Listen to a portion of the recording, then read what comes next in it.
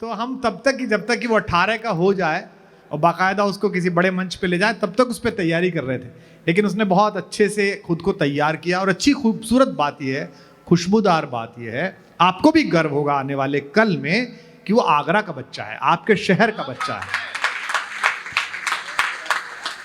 12वीं क्लास में पढ़ता है, लेकिन पिछले 3-4 सालों से स्वाध्याय के आधार पर कविताएं लिख रहा है। कवियों को सुनकर, यूट्यूब पर कवि सम्मेलन सुनकर अब उसको उसका सिलेबस दिया गया है कि पढ़ाई के बाद ये किताबें कविता की पढ़ेगा। फॉर्मेशन सिखाई गई है, छंद सिखाया गया है। कच्चा पक्का कुछ हो सकता है, लेकिन लड्डू देसी घी का हो तो उसकी आकार नहीं देखा जाता, स्वाद देखा जाता है, कैसा बना हुआ है। वो पूरा गोल है कि नहीं है, थोड़ा थपकने में देरी हो गई होगी, हो जाएगा। लेकिन ईशान देव यहाँ पर है, सबसे छोटा बच्चा है, इसलिए आपकी जिम्मेदारी है कि सबसे ज्यादा तालियां स्वागत की और पूरे काव्य पाठ की मिलनी चाहिए। एक बार जोरदार तालियां बजाकर स्वागत कीजिए ईशान देव। माँ सरस्वती को नमन करता हूँ। युग कवि आदरणीय डॉक्टर कुमार विश्वास जी की उपस्थिति को प्रणाम निवेदित करता हूँ। विशेष आभार प्रकट करना चाहता हूँ डिजिटल खिड़की का, केवी शाला का, जिनकी वजह से आज हम यहाँ पर हैं। सीधे सीधे अपने काव्य पाठ को प्रारंभ करना चाहता हूँ। ये मेरे अपने घर का कवि सम्मेलन है। मेरे घर के सब मेरे बड़े बैठे हैं, बहुत सम्माननीय, बहुत आदरणीय।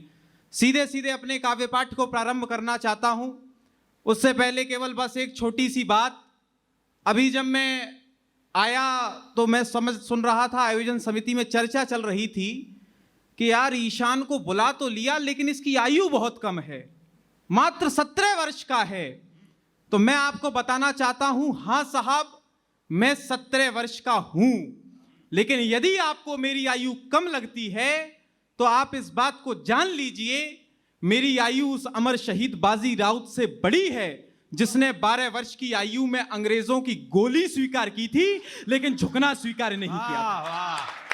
बहुत अच्छा, बहुत अच्छे। मेरी आयु उस अमर शहीद खुदीराम बोस से बड़ी है जिन्होंने मुजफ्फरपुर की जेल में अंग्रेजों से लड़ते हुए फांसी के फंदे को चूमा और ये कहा, मां नई साड़ी भेज देना, आजादी की दुल्हन लेने जा रहा हूं। मैं उस खुदीराम बोस से बड़ा हूं।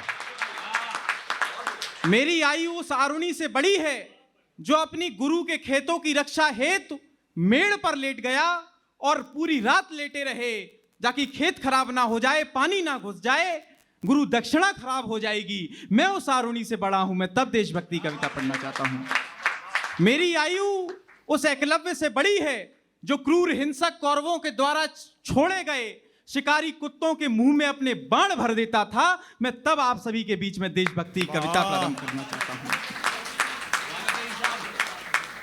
जय या पराजय का भय ही नहीं था जिन्हें, जय या पराजय का भय ही नहीं था जिन्हें, वीरता के नाम को पुकारते चले गए। वाह। मौत को बना के दासी चूम ली जिन्होंने फांसी, हर्ष से जो स्वर्ग को सिधारते चले गए, जपते चले गए जो राष्ट्र देवता का नाम, भारत के हाल को सुधारते चले गए। यादों मन में सदैव याद रखना उन्हें भी जो के भारती की आरती उतारते चले गए। बहुत अच्छा, बहुत अच्छा, बहुत अच्छा। शत्रुओं से भयभीत हम ना रहे हैं कभी, हम खुद शत्रुओं के द्वार चले जाएंगे। एकता अखंडता को मानता है मेरा देश, यहां पूरे पूरे परिवार चले जाएंगे। और राष्ट्र की सुरक्षा है तू भारती ने जो पुकारा, एक बार छोड़ो बार बार चले जाएंगे। वीरता दिखाने वाली बात यदि आई फिर थाम के तिरंगा सीमा पार चले जाएंगे। बहुत अच्छा, बहुत बहुत आभार। प्रभाव में कुपंथ के, अभाव में सुपंथ के, प्रभाव में कुपंथ के, अभाव में सुपंथ के, पंथ के चुनाव को कराने कौन आएगा। झूठ का है राजकाज आज के समाज में, सत्य की आवाज को उठाने कौन आएगा। शौर्य बलिदान स्वाभिमान की कहानियों को आने वाली पीढ़ी को सुनाने कौन आएगा? बरसों से देश में जो सुप्त सी पड़ी हुई है, सिंह सी जवानियां जगाने कौन आएगा? बहुत बहुत आभार।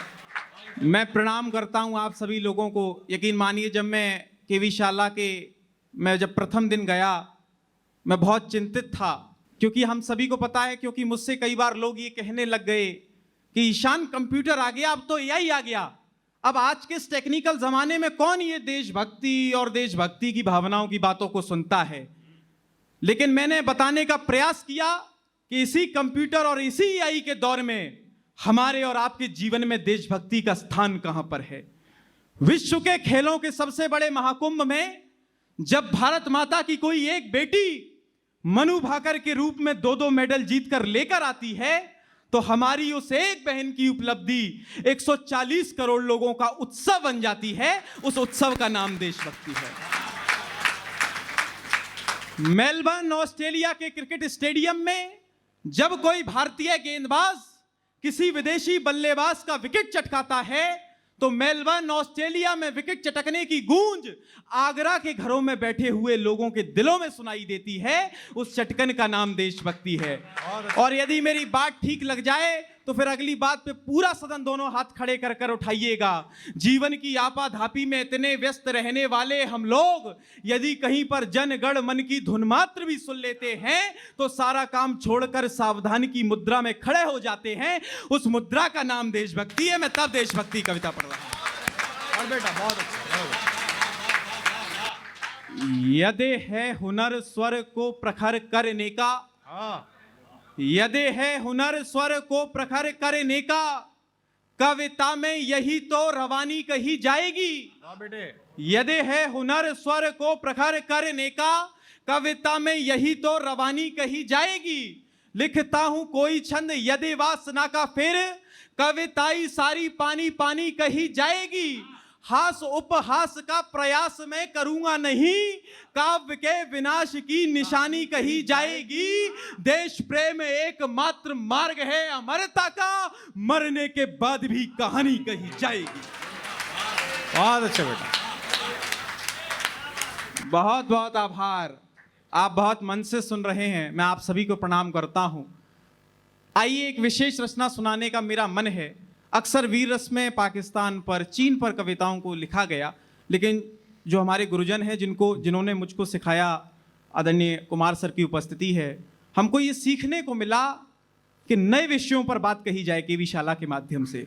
तो हिंदी कवि सम्मेलन मंच के सबसे छोटे बेटे ने, आपके आंगन के सबसे छोटे बेटे ने एक प्रयास किया कि कुछ सकारात्मक बात, कुछ नई बात, युवाओं पर आधारित एक वीर रस की रचना विशेष आप सभी के बीच में रखना चाहता हूं। सीधे सीधे प्रारंभ करता हूं। ध्वज भारत का दुनिया में कौन है और आप?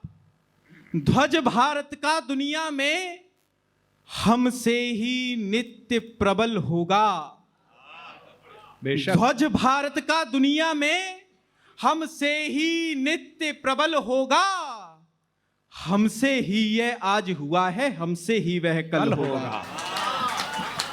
बहुत अच्छे बेटा। ध्वज भारत का दुनिया में हमसे ही नित्य प्रबल होगा।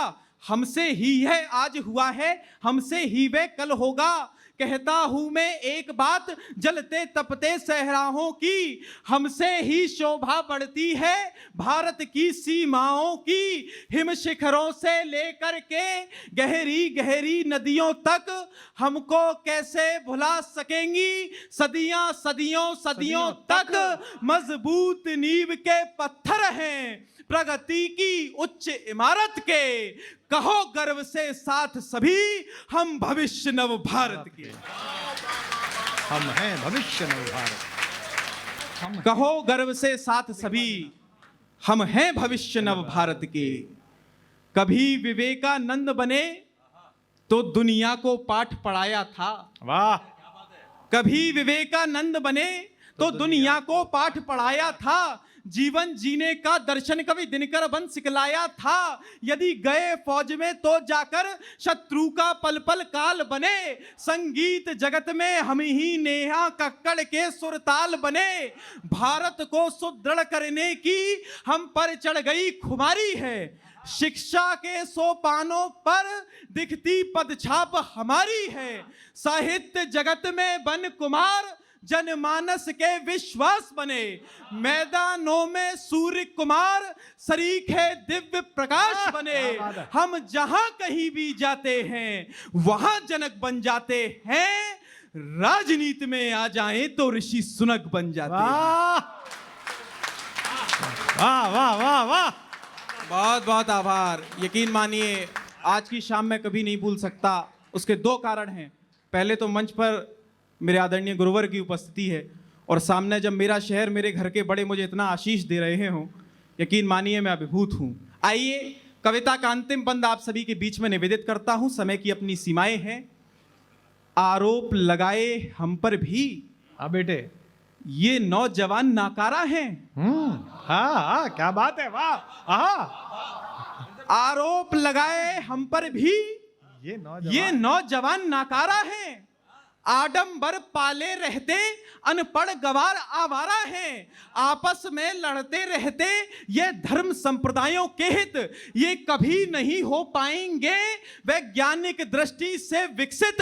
लेकिन मैं आज बता दूंगा उन स्वयं घोषित विद्वानों को, बुद्धि और सामर्थ्य नापने वाले सब पैमानों को, हाँ यह सौभाग्य हमारा है आजाद देश में जन्म लिया। जितना शेखर सुभाष झेले उतना संघर्ष भी नहीं किया, लेकिन कोई कायर ना समझे हम हर जवाब तन कर देंगे। यदि वतन मांगेगा कुर्बानी तो भगत सिंह बन कर देंगे। बहुत बहुत आभार, धन्यवाद। वाह वाह वाह वाह, जीते रहे जीते रहे जीते रहे। मैं चाहता हूं एक बार फिर दोनों हाथ उठा के तालियां बजाइए बच्चे के लिए। क्या बात है बेटा, वाह।